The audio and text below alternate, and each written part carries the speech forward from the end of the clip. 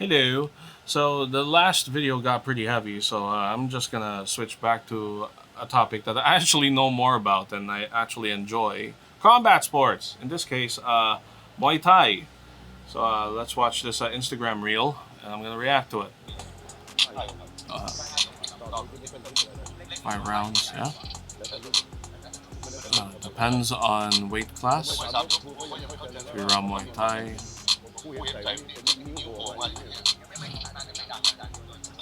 Smart said he won't be famous. He's right. He says he's right. Where Muay Thai is art of self-defense.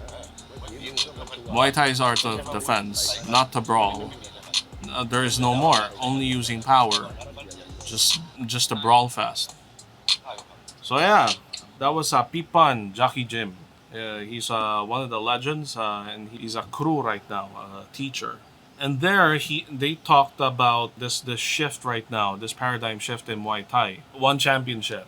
That's the elephant in the room. They instated the global Muay Thai rules, which is basically 3 rounds, 4 ounce gloves, less grappling, less clinching, more brawling. And a lot of people don't like it. A lot of the old heads, a lot of the Muay Thai fanatics and nerds, they don't like it, and myself included. You can appreciate for what it is. It's very entertaining indeed. That's why it's being called entertainment Muay Thai, as opposed to the traditional Muay Thai that you would see in a stadium with the music and the 5 rounds with the big gloves. And here, Pipan talked about Samat Payakarun, who is the Muhammad Ali of Muay Thai, because he was so good. He was so defensively good. He fought a style called Muay Fimo. So there are a lot of different styles. There are the styles according to weapons, like Muay Mat, the puncher, Muay Sok, the elbow fighter, Muay Kao, the knee fighter, and Muay Te, the kicker. Then there's also based on strategy. Muay Bok is the pressure fighter,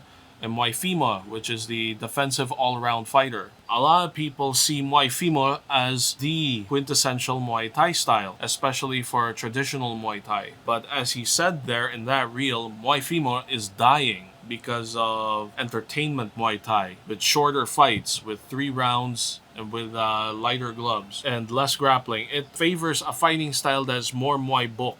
Now, a lot of people would say, okay, so why don't they just adapt to that style anyway? Whoa, whoa, whoa, whoa, slow down. There really is a distinct difference between entertainment Muay Thai and traditional Muay Thai. By having longer rounds and with more, you're allowing for more clinching, there's a slower pace to it, but also there's more strategy involved. It's not just about who hits harder and more often. One of the best things I learned about Muay Thai is from the Von Douglas Itus, Kevin and Sylvie. Sylvie is a professional Muay Thai fighter living in Thailand. She speaks fluent Thai. I think her husband also. And they are the proprietors of the Muay Thai Library, which is a Patreon, wherein they interview and train with as many of the Muay Thai masters as they can. And since Sylvie is fluent in Thai, she could actually talk to them directly, communicate with them, and learn from them. And the mission is to preserve those techniques, strategies, the art and beauty of Muay Thai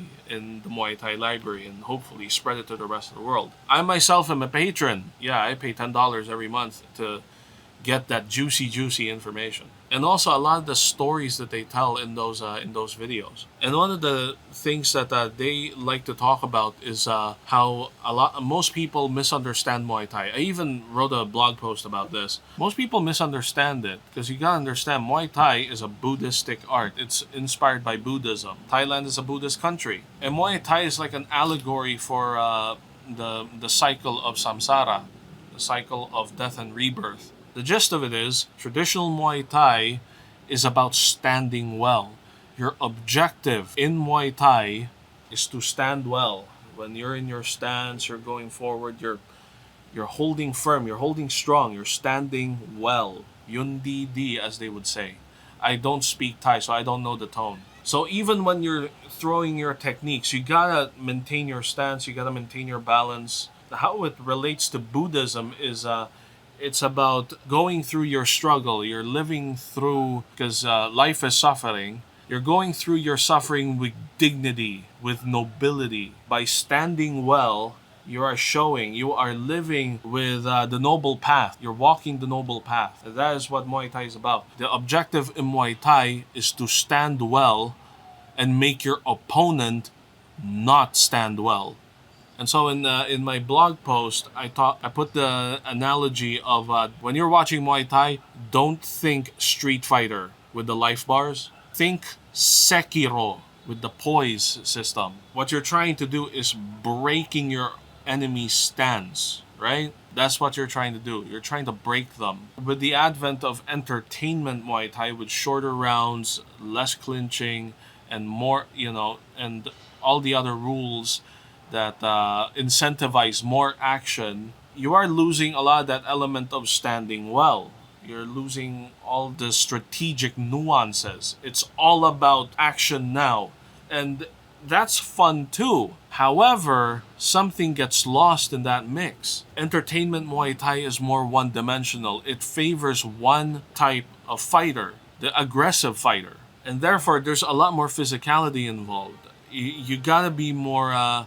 you gotta be stronger. You gotta be more genetically gifted. It may even incentivize, taking certain performance enhancers, shall we say. So fighters like Samat, Payakaron, Sanchai, Lerdsila, Sila Patay, Muay Fimo fighters, they wouldn't thrive in this day and age with entertainment Muay Thai because they were scrawny kids. They were the least physically gifted among all the other kids in their respective gyms. In the case of Sanchai, Lerdsila, and Sila Patay, they trained in Jockey Gym, a legendary gym that Pipay was also a part of. Jockey Gym is famous for churning out Muay Femur fighters who have really high fight IQ, fighters who are really good at defense, fighters who are really good at countering their opponents and making them look like fools. You don't get that with physical gifts.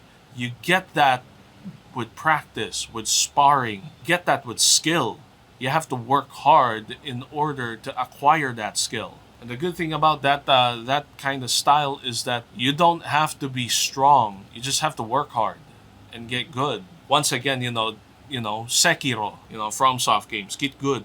But that's the thing with hand-to-hand fighting in the first place, with empty hand combat. All empty hand, all unarmed combat, where you just use your hands and your other limbs in order to fight, all of them require physicality. They require strength and speed and stamina in order to excel in it in some way. Like, it's always good to be strong in hand-to-hand combat. Even though certain styles incentivize you to be less about power and more about skill. But as you can see, and this is not limited to combat sports, you also see this in fighting games. Like more recent fighting games, they require a lot more aggression. And at first, a lot of the veterans tend to complain about it, but then they adapt and they move on. But fighting games, those are computer games.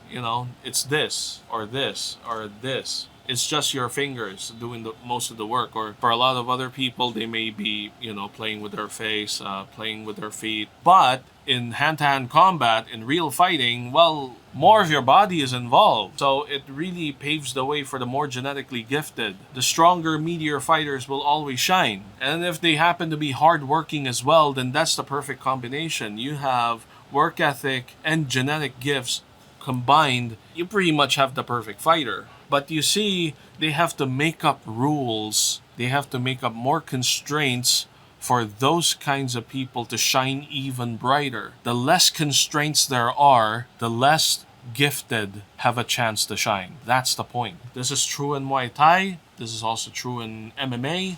Okay, go ahead. Clamor for more constraints so that more aggressive fighters, more genetically gifted fighters are able to shine more. And you get your action, you get your fun, you get your brawls. But remember, when you do this, something gets lost. And that something is pretty priceless. Anyway, that's all for now. Thank you for watching. Until next time, stay Tor.